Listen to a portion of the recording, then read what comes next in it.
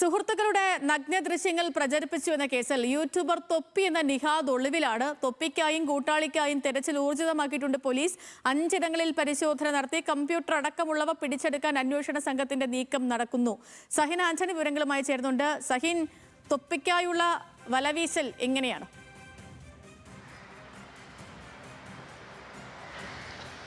ശക്തമായ അന്വേഷണമാണ് തൊപ്പിയ എന്ന നിഹാന് വേണ്ടി അന്വേഷണ സംഘം നടത്തിക്കൊണ്ടിരിക്കുന്നത്. ഇയാൾ ഒളിവിൽ പോയി എന്നുള്ളതാണ് മനസ്സിലാക്കുന്നത്. ഇയാളും ഇയാളുടെ കൂട്ടാളികളും ഒളിവിലാണ്. ഇയാൾ നേരത്തെ മുൻകൂർ ജാമ്യവുമായി കോടതിയെ സമീപിച്ചിരുന്നു. എന്നാൽ ഇയാളുടെ മുൻകൂർ ജാമ്യത്തെ പോലീസ് ശക്തമായ ഭാഷയിൽ എതിർക്കുകയാണ്. കാരണം ഇയാൾക്ക് മുൻകൂർ ജാമ്യം നൽകരുത്, പ്രത്യേകിച്ചും കുട്ടികളടക്കമുള്ള ആളുകൾ വഴിതെറ്റുന്നതിന് ഇയാൾ കാരണക്കാരനായി മാറുന്നു.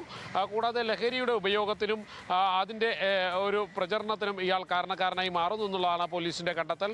ഇതിനിടയിൽ തന്നെയാണ് ഇയാൾ സുഹൃത്തുക്കളുടെ നഗ്ന ചിത്രങ്ങൾ യൂട്യൂബ് വഴി പ്രചരിപ്പിച്ചത്. ഇന്നലെ ഇയാളുടെ യൂട്യൂബ് ചാനൽ പൂർണ്ണമായിട്ടും സർക്കാർ റദ്ദാക്കിയിരുന്നു. യൂട്യൂബുമായി ബന്ധപ്പെട്ടുകൊണ്ട് പോലീസ് നൽകിയ റിപ്പോർട്ടിൻ്റെ അടിസ്ഥാനത്തിലാണ് ഇയാളുടെ യൂട്യൂബ് ചാനൽ റദ്ദാക്കിയത്. അതിന് തൊട്ട് പിന്നാലെയാണ് ഇയാൾക്ക് വേണ്ടിയുള്ള അന്വേഷണം ഊർജിതമാക്കിയിരിക്കുന്നത്. എന്നാൽ തൊപ്പി ഒളിവിൽ പോയിരിക്കുകയാണ്.